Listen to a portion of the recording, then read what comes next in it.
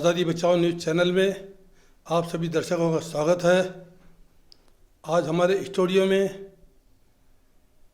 एक ऐसी शख्सियत आई है जो तमाम एशिया खंड के अंदर सबसे बड़ा घरकुल जिन्होंने बनाया है उसकी योजना लाई और काम किया, और जो 3 मरतबा आमदार बन चुके हैं, मज़दूरों के नेता, गरीबों के हमदर्द, महिलाओं को इंसाफ दिलाने वाले, जिनको महाराष्ट्र की बुलंद आवाज़ के नाम से जाने जाते हैं, जिनका नाम है कॉमरेड आलम मास्तर साहब, जिन्होंने 10,000 घरकुल गोदूताई प्रोडेकर के नाम पर तैयार किया और 5,000 घरकुल मीनाक्षी ताई के नाम पर तैयार किया और गरीबों को दिया। अब जो है रेवनगर के नाम पर 22,500 घरकुल बना रहे हैं, काम हो रहा है। अब जो है जनता ये बात जानना चाहती है कि आलम मास्तर के घरकुल कब बनेंगे और हमको घरकुल कब मिलेंगे। हम अपने चैनल के माध्यम से मास्टर ये जो जनता को बताना चाहते हैं कि घरकुल कब बनेंगे, इसके बारे में आप थोड़ा सा बताइए। सबसे पहले मैं आज़ादी बचाओ ये चैनल का शुक्रिया अदा करता हूँ। आप लोगों ने मुझे यहाँ बुलाकर मेरे बात रखने का आपने मौका दिया है, इससे मैं चैनल का दोबारा आभारी हूँ। आप सबको मालूम है गोदूताई प्रोडेकर बीड़ी कामगारों का 10,000 घर का बहुत बड़ा आंदोलन हमने शोलापुर में किया, मीनाक्षी का किया। 2 ही घरकुल का काम खत्म हुआ है। अब शोलापुर में जो अल्पसंख्यक है, यंत्रमाग कामगार है, रेडीमेड कामगार है, हमारा मोची समाज है, ऐसे गरीब तबके के झोपड़े में रहने वाले लोग, हद्दवाड़ में रहने वाले लोग, भाड़े में रहने वाले लोग, इनके ज़िंदगी में 1 BHK का बंगला उनको मिलना ये सबसे बड़ी बात है। इसके वास्ते 9-10 साल हो गए जिद्दोजहद कर रहे हम, आंदोलन कर रहे, हजारों महिला हमारे साथ जुड़ रहे हैं, लेकिन उस स्कीम को आपको सबको मालूम है 9 जनवरी 2019 को इसको मान्यता मिला, काम शुरुआत हुआ है। अभी 25% काम हुआ है। 1 मई 2022 को 10,000 घर हम लोगों को दे रहे हैं और 6-6 महीने के टप्पे से 2024 के आखिरी तक 30,000 मकान, भारत में नहीं दुनिया में कहाँ भी नहीं ऐसी श्रमिक की वसात, गरीबों की वसात, अल्पसंख्यकों की वसात कोई भी किया नहीं है। वो हमने लाल झंडा हाथ में लेकर किए हैं। हमारे कार्यकर्ता अजीज पटेल हो, सलीम लोखंडवाला हो, कॉमरेड नलिनी ताई हो, कॉमरेड यूसुफ मेजर हो, ऐसे एक से एक हमारे कार्यकर्ता हमको साथ दिए। ये 2,000 करोड़ का स्कीम है। इसमें 50% सेंट्रल और स्टेट का सब्सिडी है, 50% बैंक के कर्ज से ये स्कीम करना है। बैंकों के साथ बात हो रहा है, 2-3 महीने में बैंकों के साथ हमारी बात पूरी हो जाएगी। और जब तक हम लोगों को घर नहीं देंगे तब तक वो बैंक का कर्जे का जो ब्याज है वो ब्याज हमारे घर बनाने वाले ये अंकुर पंदे के नाम पर रहेगा, वो भरेंगे, इस रीज का करार हुआ है। और वहाँ पानी, बिजली, रास्ते, ड्रेनेज, कब्रिस्तान, वहाँ का जो बगीचा हो, प्लेग्राउंड हो, स्कूल हो, ये सब बातें हमारे सामने है। उसके वास्ते स्टेट गवर्नमेंट, सेंट्रल गवर्नमेंट के सामने जिद्दोजहद कर रहे हैं। दुर्भाग्य से इलेक्शन में मेरा पराभव हो गया। इस इलेक्शन में सबसे बड़ी बात ये रेनगर का मैं लोगों के सामने रखा था कि 2000 करोड़ की स्कीम है, सरकार के पास टाइम पर पैसा नहीं आया, स्कीम पूरा होना मुश्किल होता है। जैसा कोरोना महामारी में अपन सब सपड़े, 6 महीने काम बंद पड़ा। ये बंगाल और बिहार से आए हुए मजदूर हैं, वहाँ 200-250 लोग रहते हैं, काम करते हैं, तो भी हम जिद्दोजहद करें। इलेक्शन में लोग साथ नहीं दिए तो भी हमने जो वादा किया श्रमिकों के साथ, मजदूरों के साथ, जनता के साथ, अल्पसंख्यकों के साथ, हम वो वादा पूरा होने की अपेक्षा है। और हम निर्णय लिए हैं 1 मई 2022 को देश का माननीय राष्ट्रपति इनके हाथ से हम ये मकान अल्पसंख्यक के जो हमारे गरीब बहना है उनको देने का प्रण किया है। घरकुल के मकानात बहुत जल्द मिल जाएंगे गरीबों के। अभी हमने आड़म मास्टर साहब से बात की तो उन्होंने ये बताया कि बहुत जल्द मिल जाएगा घरकुल। अब रही दूसरी बात मास्टर, पिछली मर्तबा इलेक्शन में कुछ भांडवलदार लोगों ने और भांडवलदार ताकतों ने और जो जातिवाद शक्तियों ने आपका पराजय कराया, आपको हराया। हालांकि आप इतने अच्छे कार्य करने वाले हैं, मजदूरों की आवाज़, यंत्रमाग की आवाज़, सबके लिए आवाज़ उठाने वाले। जब से आप पराजय हुए हैं, यहाँ का गरीब परेशान है, यहाँ के मजदूर परेशान हैं, और ये भांडवलदार लोग उनके काम नहीं करते। तो आपको लोग याद कर रहे हैं मास्टर कि इतने बड़े नेता को, जो सबसे बड़े नेता माने जाते हैं, महाराष्ट्र के हर एक मिनिस्टर आपको जानते हैं, बेबाकी के साथ मजदूरों के सवालात को रखने वाले और काम करा के लेने वाले ऐसे नेता आप हैं। जो आपकी हिम्मत है, आपकी जैसी हिम्मत है किसी नेता में उतनी हिम्मत नहीं है, जिनको पकड़कर गरीबों के काम करा लेते हैं, मजदूरों के काम करा लेते हैं। आपने पूरी ज़िंदगी मजदूरों की सेवा के अंदर, मजदूरों की मदद करने में लगाई है। तो इस मर्तबा आप खड़े रहेंगे इलेक्शन में, और जो है भांडवलदार लोग भी होंगे, जातिवाद शक्तियाँ भी होंगी। तो आपकी राजनीति क्या होगी, किस तरीके से आप जनता के सामने बताएंगे, थोड़ा सा ऐसा खुलासा दीजिए।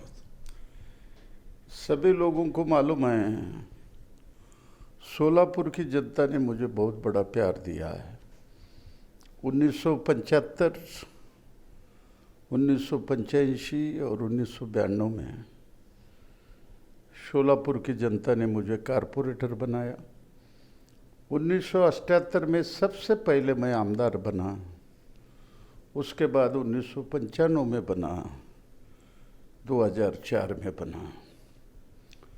सोलापुर में ये भांडवलदार लोग, कारखानदार, जातिवादी लोग, ये सभी लोगों का एक ही बात रहता है, आडम मास्टर को गिराओ।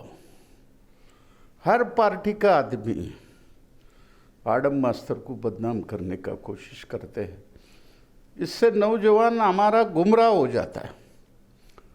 नौजवान घर में अपने माँ बाप को बोलते हैं, आप आडम मास्टर को वोटिंग करेंगे तो मैं आत्महत्या कर लूँगा, मैं घर छोड़कर जाऊँगा, या दूसरे ऐसे बातें करूँगा। उससे हमारे साथ जो जनता जुड़ी है वो जनता नाइलाज से इलेक्शन में हमारे खिलाफ हो गई है। तेलुगु समाज में यही बात हुआ, मुस्लिम समाज में यही बात हुआ, मोची समाज में यही बात हुआ। और यहाँ के जो भांडवलदार है, यहाँ के जो जातीयवादी है, उनको मालूम है आडम मास्टर को बदनाम करे बिना अपना रास्ता सीधा होता नहीं। तो हमारे मजदूरों में हमारा कोशिश है कि लोगों को राजकीय दृष्टया परिपक्व करे बिना, नौजवानों को तैयार करे बिना इलेक्शन के जग में आगे जाना मुश्किल है। वो काम हम कर रहे हैं। ये उम्र में भी हमको लोगों का साथ अच्छा मिल रहा है और लोगों के सामने हम रख रहे हैं कि आज 2 मजदूरों के सवाल है। सबसे बड़ा सवाल, केंद्र सरकार ने कोरोना महामारी में जो आज़ादी के वक्त, ब्रिटिश साम्राज्य के वक्त खून रास्ते पर बहाकर हमने मजदूरों के वास्ते कायदे करने को सरकार को हमने वश किया, सरकार को करना पड़ा। इतना बड़ा आंदोलन हो। शहीद भगत सिंह, जिनके नाम पर ये आज़ादी बचाओ ये चैनल चलता है, आप सबको मालूम है 28 अप्रैल इंटरनेशनल रिलेशनशिप का जो मजदूरों के 2 सवाल, अत्यंत प्रतिगामी सवाल ब्रिटिश सरकार मंजूर कर रहा था, उस खुद भगत सिंह ने बम फेंका लोकसभा में। इतिहास है। तो आज मोदी साहब ने 29 कायदे का 4 कायदे में रूपांतर किया, हमारे हक छीन कर लिए हैं, कायम कामगार का हमारा योद्धा निकाल कर लिए है, स्ट्राइक करने का अधिकार निकाल कर लिया है और ओनली गुलामी में रहना, इस तरह से मजदूर के कायदे उन्होंने किया है। भारत का मजदूर ये सरकार को नहीं सुनने वाला है। 26 नवंबर को ऐसा तूफान आ रहा है, इस तूफान से मोदी की मिलिट्री भी नहीं थमेगी। ऐसी लड़ाई हमारी चल रही है। लोगों के वास्ते लड़ना, मजदूरों के वास्ते लड़ना, गरीबों के वास्ते लड़ना, ये हमारा ध्येय है। आप सभी को मालूम है NRC, NPR, CAA, इसके खिलाफ पूरी भारत देश की जनता मैदान में आई थी। हिंदुस्तान के आंदोलन में शांततापूर्ण तरीके से आंदोलन में आए, सो ये सबसे बड़ा उदाहरण है। आप सभी को मालूम है ये आंदोलन को बदनाम करने के वास्ते दिल्ली में दंगे कराने को लगाए। जिसने दंगे कराने को लगाया उसको छोड़ दिए, निष्पाप है उनको अंदर डाले। शाहीन बाग का आंदोलन 101 दिन चला, पूरे दुनिया में रिकॉर्ड हुआ। 90 साल की हमारी माँ बोलती है जिंदगी के आखिरी दिन है, हर दिन मैं लड़ता हूँ हमारे भविष्य के बच्चों के वास्ते बोलती है। डॉक्टर कपिल खान जो यूपी के माने हुए सर्जन हैं हमारे, उनको वहाँ का योगी सरकार CAA के स्टेज में जाकर स्पीच दिया करको रासुका के नीचे अंदर डालते हैं। उनको वहाँ से हाईकोर्ट के निकाल पर छोड़ा जाता है। उमर को इस तरह से अंदर किया जाता है। हमारे पार्टी के सबसे बड़े नेता कॉमरेड सीताराम येचुरी, इनको भी इस केस में निपटने की कोशिश हुई है। आप कितना जुल्म करता करो, चंडू को जितना दबाने का कोशिश करो, उतने जोर से इसका प्रतिकार हो जाएगा। देश में मुस्लिम और हिंदू एक रहने से ये देश में सेकुलर कायम रहा। मेरा चैलेंज है, 50,000 मुस्लिमों ने आज़ादी के लड़ाई में शहीद हुए। मैं आरएसएस को पूछना चाहता हूं, आपके कितने लोग शहीद हुए हैं? अंडमान में आपके कितने लोग थे? कभी आपने इसका जवाब दिया? आज खुर्ची मिली है राम के नाम पर, लोगों में आपने जाति के नाम पर इकट्ठा कर कर आज आपने गद्दी पर बैठे हैं। मैं पूछना चाहता हूँ, एक पत्थर मारकर लोगों को जख्मी करे तो उसको 6 महीने की सजा होती है, या दिन दहाड़े बाबरी मस्जिद को शहीद किया जाता है? 32 लोग कोर्ट छोड़ता है। क्या इस देश में इंसाफ मिलेगा? है कुछ घटना हमारे देश में कायम? क्या लोगों को लगेगा जिसने 400 साल की पुरानी बाबरी मस्जिद को शहीद किया और उनको निर्दोष छोड़ा जाता है? देश में कानून का राज है, देश में हिंदुइज्म फैल रहा है, देश में फैसिस्ट राज बढ़ रहा है। और इनको याद दिलाना चाहता हूँ, ये फैसिस्ट का बादशाह हिटलर को लाल बोटे ने दफनाया, ये इतिहास है। ऐसे फैसिस्टों को दफने की ताकत लाल झंडा और मजदूर में है। हम वो करे बिना चुप बैठने वाले नहीं। करो का हमारा मांग है, लाल किले पर लाल निशान मांग रहा हिंदुस्तान, यही हमारा नारा है। आज हमारा नौजवान बेकार है, उसको नौकरी नहीं मिल रही है। आज हमारा गरीब जनता 5 रुपए को एक टमाटर मिल रहा है। महंगाई कितनी बड़ी है। आज हमारे पास घर नहीं है, लोगों को किस तरह से रहना मुश्किल है। सरकार एक तरफ अदानी और अंबानी को 10 लाख करोड़ रुपए बैंक की कर्ज माफ करती है। आप सबको मालूम है, विजय मल्ल्या, चोकसी, नीरव मोदी, देश के गद्दार जो देश को छोड़कर भाग गए, 58,000 करोड़ रुपए का उनका कर्जा माफ करता है सरकार। और हमारे गरीब को नौकरी देने के बारे में सरकार की तैयारी नहीं है।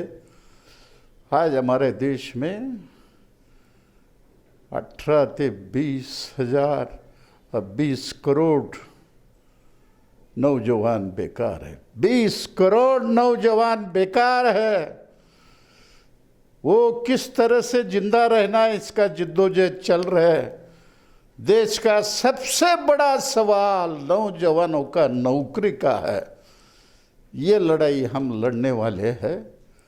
आप सभी लोग साथ देना, इतनी मेरी विनती है। हमारे आज़ादी बचाओ स्टूडियो में आपका कीमती वक्त अड़म अख्तर साहब दिए, आपका बहुत बहुत शुक्रिया अड़म अख्तर साहब। आप हमारे स्टूडियो में आए, हम मुलाकात दिए। आज़ादी बचाओ न्यूज़ चैनल को सब्सक्राइब करने के लिए बेल आइकन पर क्लिक करना ना भूलें। साथ ही साथ लाइक करें और शेयर भी करें।